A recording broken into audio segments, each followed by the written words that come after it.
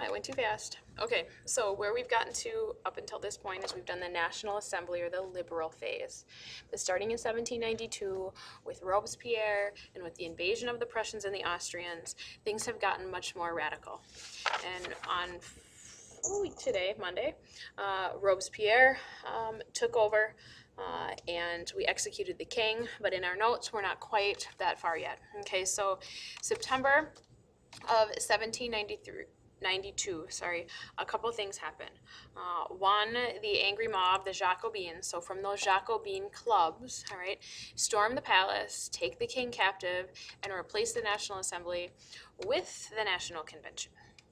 The National Convention declares France a republic, so no more king.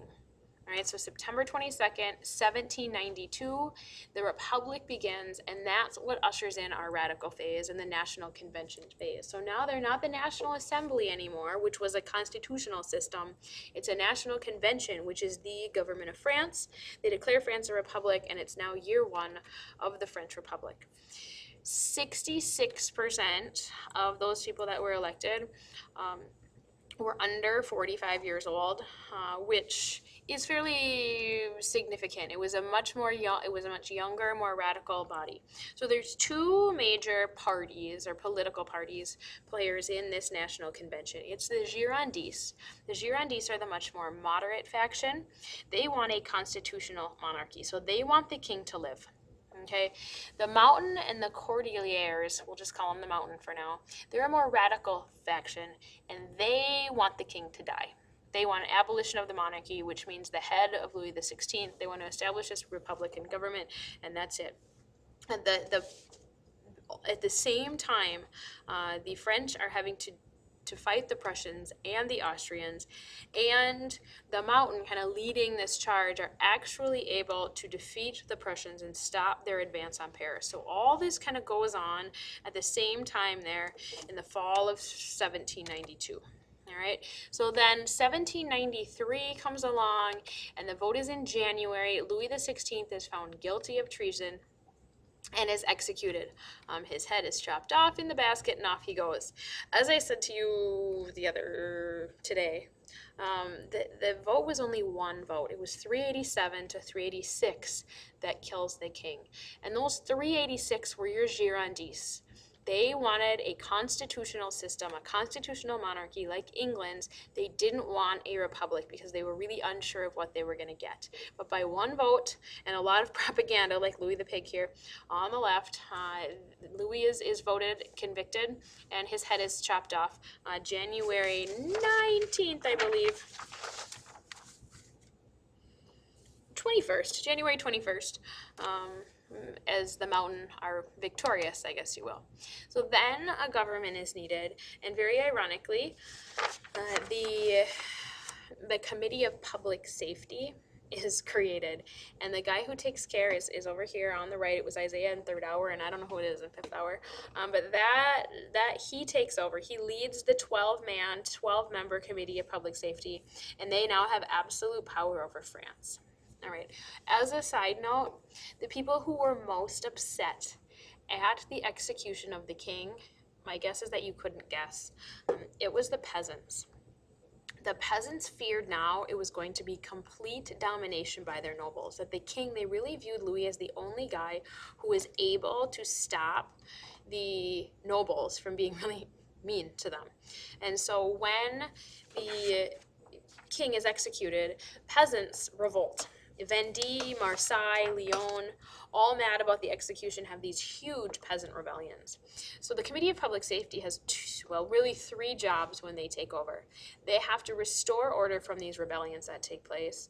They have to restore order and defend France from Prussia and Austria, who, even though they were a bit victorious, the French in a victory, the Austrians and the Prussians are still coming. And then they have to feed France, which, as we know, they haven't done yet. All right, the revolution is now 3 years old, 1789, 1790, 91, 92, 4 years old, and no one is feeding France and taking care of the financial crisis. All right, so Maximilien Robespierre, he rules this, and his goal is to restore order to France. He embarks on, as we talked about, this reign of terror,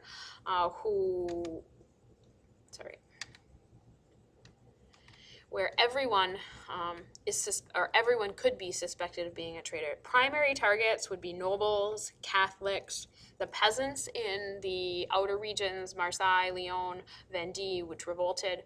But there's these revolutionary tribunals, kind of like this court of Star Chamber. You bring them before these revolutionary tribunals, you're convicted, and off to the guillotine you go. Okay? Robespierre leads this phase. One of the most famous people who is executed is Marie Antoinette. She will lose her head October 16th, 1793, really right at the height of Robespierre's reign of terror. Policies governing wise of Robespierre and the Committee of Public Safety would be these.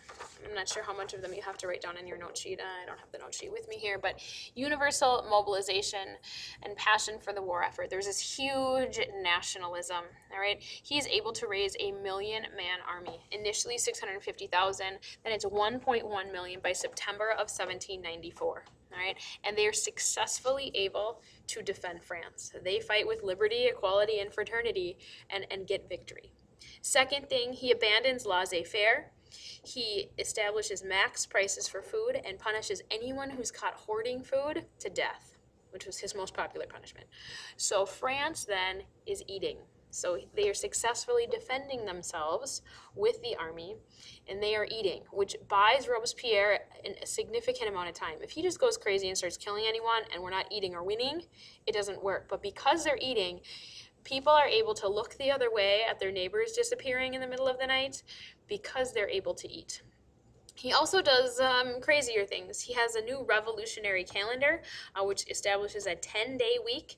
Everyone gets 1 day off a week. There's 30 days in every month. He renames months, I think I have them here, after weather. All right, he's trying to de-Christianize society. That's the next one down there. And so you've got months: vintage, fog, frost, snow, rain, budding, flowers, meadow. Thermidor is July, which is heat there, and then August. So vintage starts September in the new Republican Revolutionary calendar, and it goes all the way through heat and fruit in July and August. They rename them year 1, year 2, year 3, year 4 of the Republic. It'll go until Napoleon in 1805. Okay, we go back. He abolishes slavery. It was inspired by a Haitian slave revolt. Louverture, Toussaint Louverture leads a slave revolt, and it leads to abolishing slavery in all French colonies. And the last thing is de-Christianization. The Catholic Church was really linked with this counter-revolution, all right, the old order, and so no saint names. So streets are renamed. Even the Cathedral of Notre Dame is renamed the Temple of Reason. This is where people, they rename streets. People start to name their kids equality and liberty. It goes way over the revolutionary edge here. This de-Christianization is when people really kind of start to question Robespierre. No one has been a fan of de-Christianizing society. The revolutionaries tried to do it early with the civil constitution of the clergy, and they lost a lot of support, and Robespierre loses support here as well. In 1794, his friend, Robespierre's friend, Danton, is executed by Robespierre. He'll also execute a couple other close advisors because he fears they're trying to plot takeover. And then they decide that Robespierre has gone over the edge, and a couple of his close friends kill him. They shoot him in the face. He doesn't die. Then they take him, they kind of fix him up, and they take him before the guillotine, and they chop his head off in the month of Thermidor, which is July 1794. So then what we get is this Thermidorian reaction is what it's called. And Thermidorian comes because his death and the elimination of the power of Committee of Public Safety happens in July. They reopen churches. Unfortunately for the revolution, they re-adopt these laissez-faire policies. They remove the price controls on bread. Price of bread and inflation skyrocket, and France is no longer eating. And then they come up with a more conservative constitution of 1795. Well, what kind of government do you think is a conservative government at this point?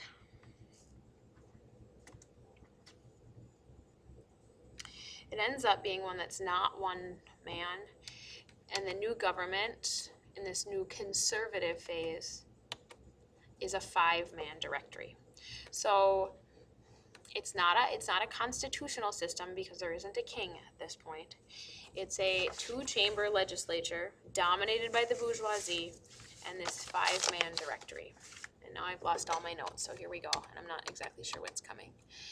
So in 1795, they decide to continue the war. Bad move, because it's all of it is preventing France from eating.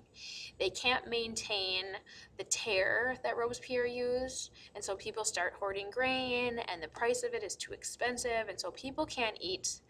They're continuing the war, but they're actually not winning like they were before. So Napoleon starts his rise to power here as the leader of the French military in 1795. By 1797, people are terribly unhappy. They call for new elections because it's 2-year terms, so they call for new elections. And what happens is royalists. The royalists are elected, and the royalists, by a wide margin, favor a constitutional monarchy. Well, we can't go back to a king. And so the National Convention, the more liberal radical members, nullify the elections and say, oh, never mind, just kidding. We now have a 3-man directory.